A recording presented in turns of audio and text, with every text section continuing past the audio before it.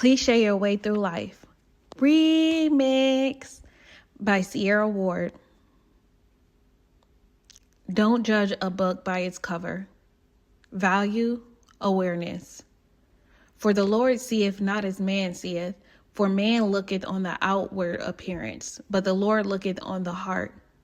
1 Samuel 16:7. Judgment is easy. Awareness takes intention.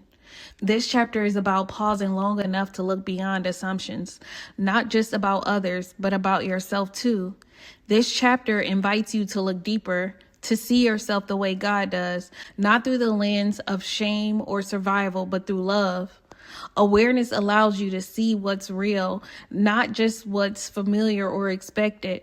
When you move with awareness, you respond from truth instead of reacting from old habits. And that's where freedom begins. My own story, more than what meets the eye. We are all more than our covers. Every person carries experiences, pain, and victories that aren't visible at first glance. What you see on the outside doesn't capture the depth of who someone truly is, the struggles they've endured, or the wisdom they've gained along the way. Awareness invites us to pause, to look deeper, and to see beyond the surface, both in others and in ourselves. It reminds us that every story holds more than meets the eye. And I am living proof that no one's appearance tells the full truth of their journey.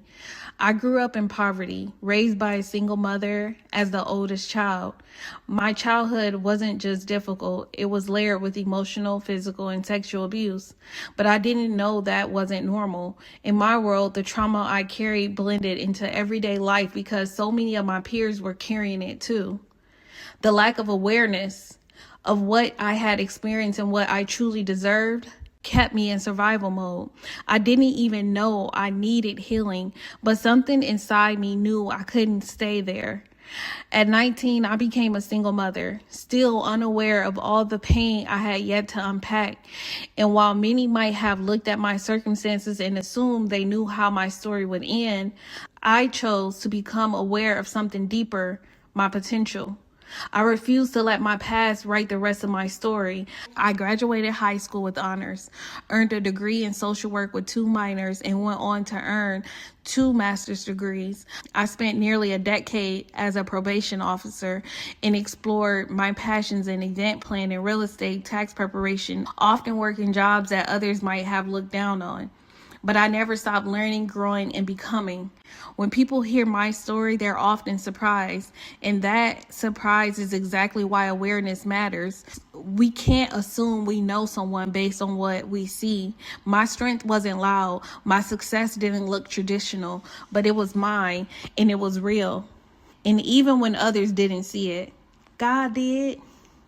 God saw the hurt I was hiding, the pain I was carrying, the truth I hadn't yet spoken. And that's the beauty of divine love. It sees past the covers. It sees the potential, the purpose, the becoming.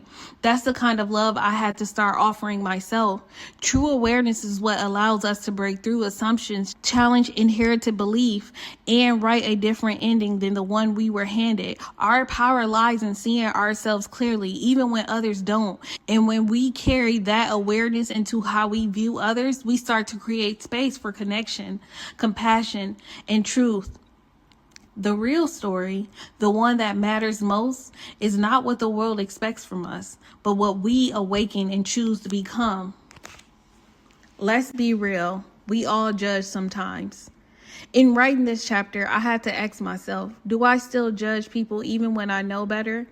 The honest answer is yes. I think we all do, even if we don't want to admit it. But growth isn't about never having those thoughts. It's about not letting them run the show. I've learned to pause, to challenge that initial reaction, and to choose differently. That's the real work. This journey isn't about pretending to be perfect. It's about being present enough to recognize when old patterns show up and choosing to respond from a place of awareness instead of assumption. That's what accountability looks like, not avoiding the thought, but refusing to act on it. What you see isn't always what you get. We've all made snap judgments about people, situations, even ourselves. Maybe someone came off cold but was really just anxious.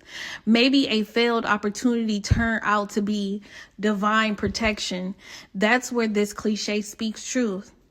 Don't judge a book by its cover. It's not just about other people. It's about how we view everything, our stories, our pain, our purpose. Our assumptions often block us from seeing the depth, beauty, and complexity that lie underneath.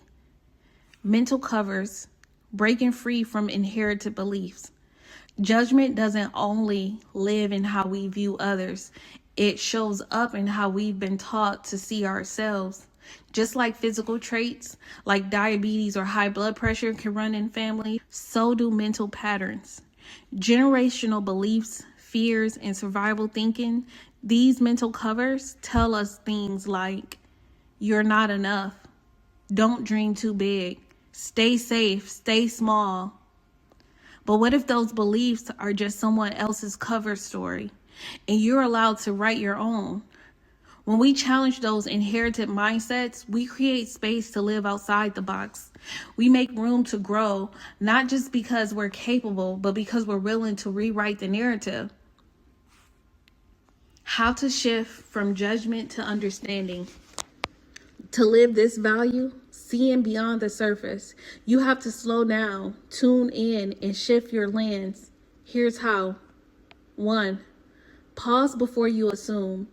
When you feel judgment rising, ask yourself, what else could be true here? 2. Reframe your self-talk. Are you speaking positivity over yourself or criticism? Use honey, not vinegar. 3. Recognize your generational covers. Identify the beliefs passed down to you. Decide what to keep and what to release. 4. Look for the growth opportunity. Even the belief that once held you back can teach you something valuable. Let them become tools, not traps. Conclusion. We get to write our own story. You are not your past, you are not your pain, and you are not the projections others place on you.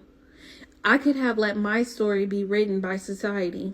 However, I let this journey teach me that we don't have to accept the covers written for us by our environment, our trauma, or the world's expectations.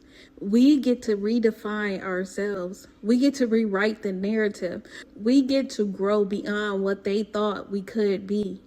You are the author of your story. The best chapters are written when you stop letting people judge your worth based on the cover and start living fully in your truth. A little R&R, remix and reflex. Value, awareness. Before turning the page, give yourself a moment to look inward. This isn't about shame, it's about seeing clearly and choosing differently. Remix this truth. Judgment is fast. Awareness is intentional. And healing starts the moment you stop performing and start paying attention. Reflect on this. What assumptions have you made by yourself or others that might be rooted in survival, not truth? What beliefs about yourself were passed down to you that you no longer want to carry? How can you practice seeing yourself with more truth, compassion, and clarity this week? Truth to take with you. You are not what happened to you. You are not what people assumed about you. You are who you decide to become when you start seeing yourself clearly. Try this. Take one of the mental covers you've been carrying, like I have to be strong all the time or I'm too much, and rewrite it. Start with the truth is. Let awareness lead the rest. The seeds of mindset shift. The first 5 cliches were your seeds. The mindset truths planted to help you reframe how you think, respond, and grow. These seeds matter. They're the foundation, but now it's time to go deeper. True growth doesn't just live in the seed, it lives in the roots. And that's where we're going next.